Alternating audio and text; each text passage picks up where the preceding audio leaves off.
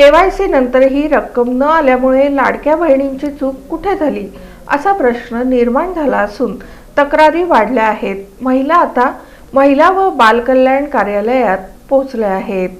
लाडकी बहीण योजनेतील पात्र महिलांचा ऑनलाईन ई-केवायसी करताना मोठ्या प्रमाणात गोंधळ झाल्याचं समोर आलं आहे। ई-केवायसी दरम्यान विचारलेल्या प्रश्नांपुढे कोणता पर्याय निवडायचा याबाबत पुरेशी माहिती नसल्यानं अनेक महिलांनी चुकीचे पर्याय निवडले। याच चुकीमुळे पात्र असतानाही हजारो महिला अपात्र ठरल्या असून त्यांचा योजनेचा लाभ थांबवण्यात आला आहे।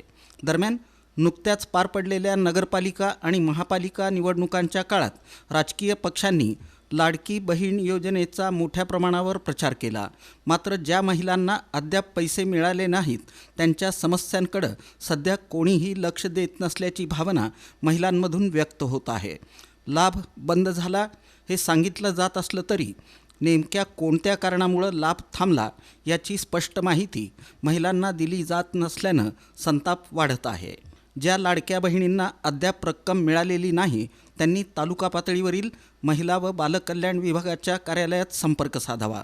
आधार कार्ड सादर केल्यानंतर संबंधित अधिकारी लाभ न मिळण्याचं नेमकं कारण सांगत असून त्रुटी दूर करण्याबाबत मार्गदर्शन करत आहेत। जिल्ह्यात लाडकी बहीण लाभार्थी 5,13,420 असून नोंदणीकृत नारी शक्ती 6,17,143 आहे। महिला व बालकल्याण विभागात सध्या अधिकारी आणि कर्मचाऱ्यांची मोठी कमतरता आहे। अनेक अधिकाऱ्यांवर एकाच वेळी 2-2 पदांचा कार्यभार आहे। त्यातच लाडक्या बहिणींच्या वाढत्या गर्दीमुळे विभागाच्या नियमित कामकाजावर परिणाम होत असल्याचं चित्र दिसून येत आहे।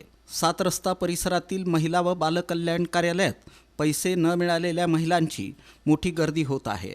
आधार कार्डच्या आधारे लाभ थांबण्याचं कारण तपासून अधिकारी महिलांना आवश्यक मार्गदर्शन करत आहेत। दररोज 5,000हून अधिक महिलांच्या तक्रारींचं निरसन केलं जात असल्याची माहिती देण्यात आली। याबाबत प्रभारी जिल्हा महिला व बालकल्याण अधिकारी वैशाली भोसले यांनी अधिक माहिती दिली।